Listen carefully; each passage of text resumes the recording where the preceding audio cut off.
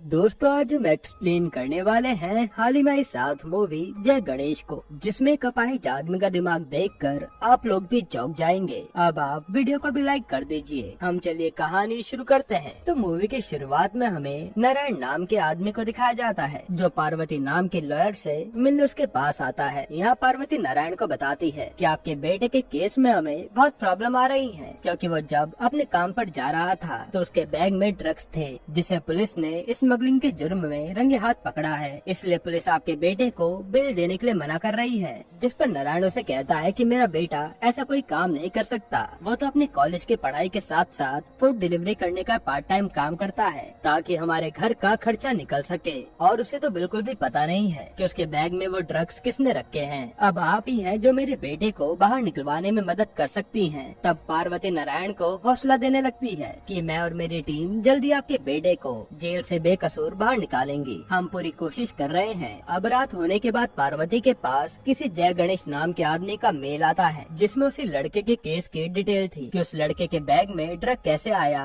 और किसने उसे फंसाने की कोशिश करी। जिसके बाद पार्वती अपनी पूरी टीम को बुलाकर इसके बारे में बताने लगती है कि मुझे किसी अनजान आदमी से मेल आया, जिसने उस लड़के को बचाने के लिए कुछ एविडेंस भेजे हैं। इस पर पार्वती का एक टीम मेंबर उस मेल को भेजने वाले के बारे में पूछने लगता है। तब पार्वती कहते कि मुझे खुद उस आदमी के बारे में नहीं पता, मगर इस एविडेंस से हम उस लड़के को बेगुनाह साबित कर पाएंगे। अब घर पहुंचने के बाद पार्वती साइबर में काम करने वाले उसके दोस्त से उस मेल को कहां से भेजा गया है उस जगह का पता लगाने को कहती है। वहीं दूसरी तरफ हमें गणेश नाम के लड़के को दिखाया जाता है, जो किसी कंपनी में ग्राफिक डिजाइन का काम करता है और वो सबसे छुप के हैकिंग भी करता है। गणेश का बहुत पहले बाइक एक्सीडेंट हुआ था, जिसमें उसकी दोनों टांगे टूट गई थी और इसी वजह से वो अपाहिज हो गया है और हर जगह व्हील चेयर से जाया करता है। खैर, अब सुबह होने के बाद गणेश अपने पिता की बाइक रिपेयरिंग की दुकान पर जाता है, जहाँ किसी की गाड़ी की मदद से वो अपने ऑफिस पहुँचता है। फिर वहाँ उसे उसका रिसेप्शनिस्ट उसे कंपनी में आई नई मेंबर से मिलवाता है, जिससे मिलने के बाद वो वहाँ से जाने लगता है। अब वो लड़की गणेश के बारे में उससे पूछती है